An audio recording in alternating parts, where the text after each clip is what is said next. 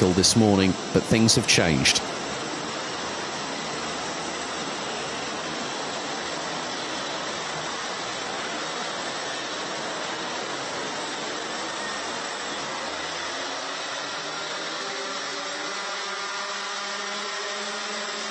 Looks like we've got a slight problem there for Richard Thomas trying to get the kart started, but gets underway as we've had one of the drivers go off the circuit.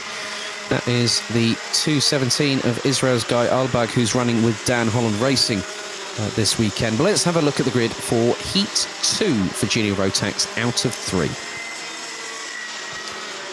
So qualifying decides the actual starting order for all the respective heats. So it's Ethan Jeffall and Max Knappen on the front row again, ahead of Thomas Strauve and Farin Mega, representing Belgium and Germany respectively.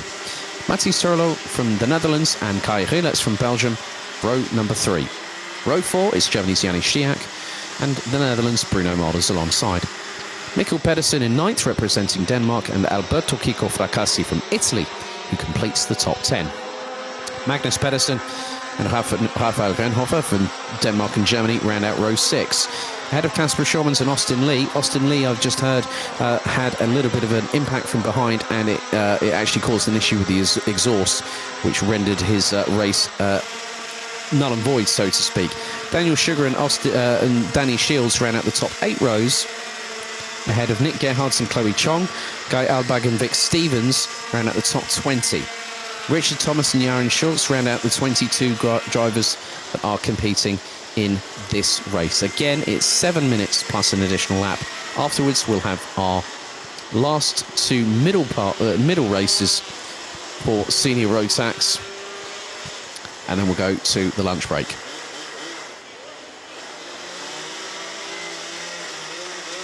So Farin Mega took the victory in the first one earlier on today. Are we going to have 2 different winners from 2 different races? Well, we're going to find out and see what happens. Because all I'm going to say is the unpredictability of karting will rear its ugly head once again. And we will have an opportunity of providing you all with some scintillating action here.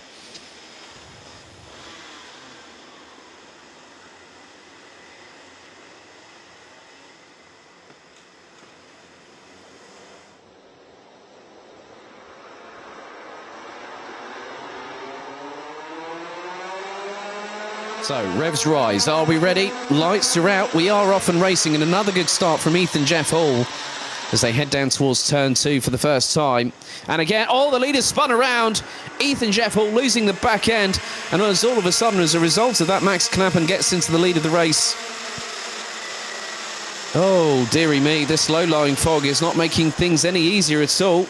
The 255 of Mikkel Pedersen runs a little bit wide. Austin Lee's made up a place in the initial foray, and it's 3 one side, one the other side. And that is probably, well, I think it was Max Knappen that was getting assaulted from both sides as we got more drivers. And that is the 269 that has just gone around, I believe, and that would be Vic Stevens. He made up quite a few places. I think one of the danger drivers here this afternoon, well, so far in this race, Janis Stiak is up the road and is closing in on those up front. Nick Gerhardt's trying to get through there. There's Tom, I think that's Thomas Stalver trying to get through as well. It's all kicking off here. So Max Knappen leads, Farin Mega in second, Janis Stiak in third, Kai Relets and Matthias Turlo round out the top 5. Drivers that have dropped down the order, Kasper Schormans, one of the casualties. Ethan Jeff Hall is in 15th and now starts to needs to move his way up the order. Drama for Ethan Jeff Hall going through turn 2 on the first lap, and that has cost him an opportunity maybe at another victory. Drivers that have also made positional gains, Nick Gerhardt's 10th, Austin Lee 11th, Chloe Chong up to 13th place, as now Bruno Malders is being assaulted from behind, so to speak, well, figuratively, not literally, by the likes of Rafael Renhofer. Mikkel Pedersen in the 255 is very much in that mix too.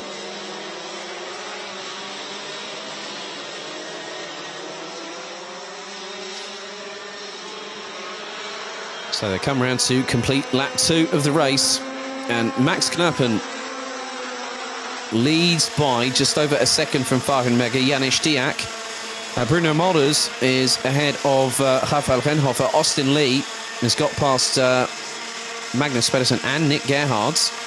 Richard Thomas has made his way up into 13th place. Chloe Chong in 14th. Guy Albag, Alberto Kiko Fracassi starting to recover.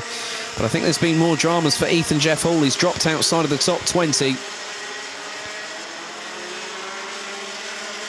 I'm not too sure if his race is going to be continuing, because Kasper Schumann's up to 18th. Yaron Schultz from Israel rounds out the top 20. There's going to be a chance here. That is Bruno Molders up the inside of Rafael Renhofer. And there is Austin Lee, the youngster based out of Weisendorf. And no, he's had problems again. Oh, his front bumper was flapping, but now he's had another drama. Driver based out of Wiesendorf. And the chains come off the cart. Oh, frustration. Frustration for the youngster. Oh, the chain came adrift. That is 2 races in a row. And he was finding himself up into the top 10. He could have gotten some good amount of points. This is his first year as a junior. He picks the cart up, sees the chain off, and then all of a sudden dumps the chassis down like it was unwanted.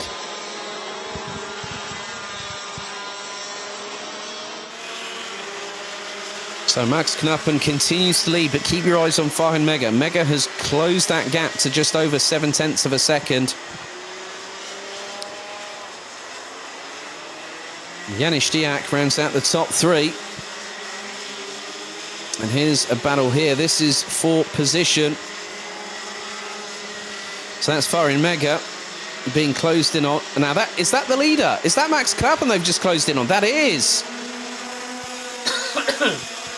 So Max Knappen loses the lead to Farin Mega with just over 2.5 minutes to go. And there is Janis Diak. Janis Diak fancies an opportunity. Don't count out Kai Rielers, a little bit further behind. He's about 0.8 of a second adrift off of 3rd place. So Austin Lee is out of the race, a 2nd successive DNF for him, and that has caused problems indeed. 2 minutes to go, plus 1 lap, and now the move has happened. Janis Diak up the inside of Max Knappen for 2nd position, and Max Knappen trying to battle away to retake that place. He was leading.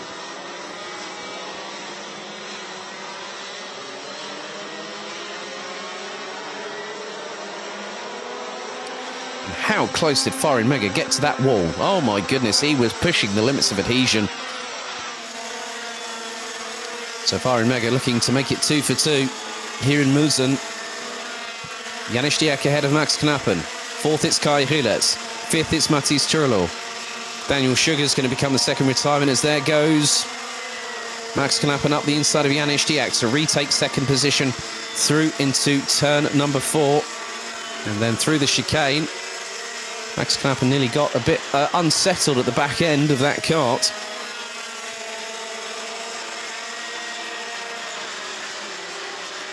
As, again, the positions have changed. That's a great little move there. Great anticipation from Janis Diak up the inside of Max Knappen. Whilst they're battling, this is going to possibly allow Kai Rielers a chance to get close. Well, Rielers at the moment is still 4th. He's ahead of Matthias Turlo and Thomas Strauver.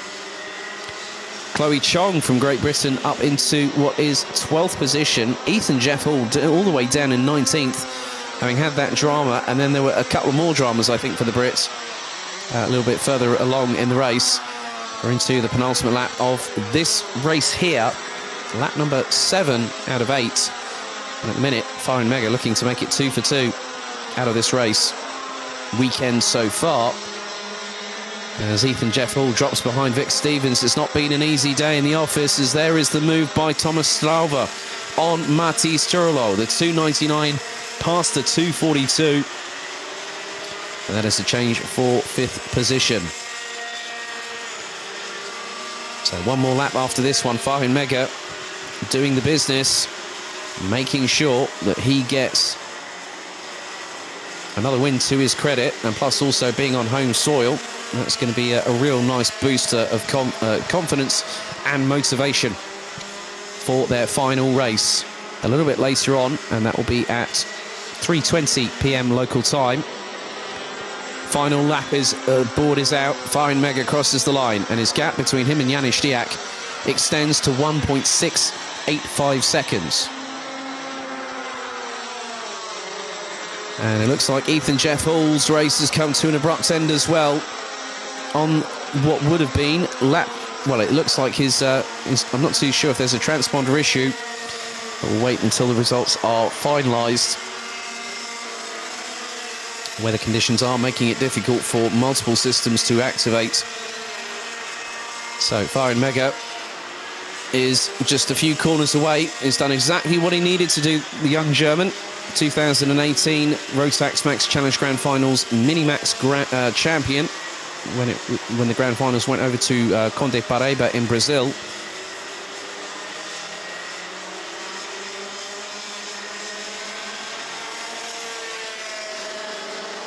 But Fahin Mega out of the final corner once again. He will take the checkered flag and win Heat 2. Good effort by Janis Diak. So a German 1-2. Diak from Kraft Motorsport. Still some good runs from a lot of drivers, but Max Knappen is breaking down. He's got problems. He's got major problems. Where's he going to finish? He's going to finish outside of the top 10. Oh, Max Knappen could have been in the top 4.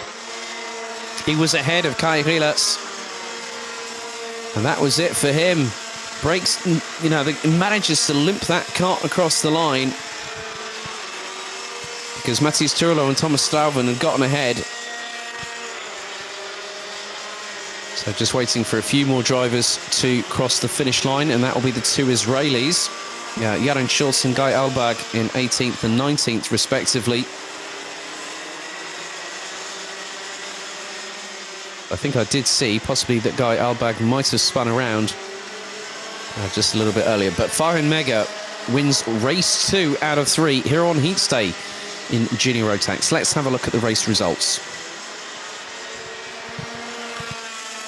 So Mega would win by 1.832 seconds at the end of that race in front of countryman Janis Diak.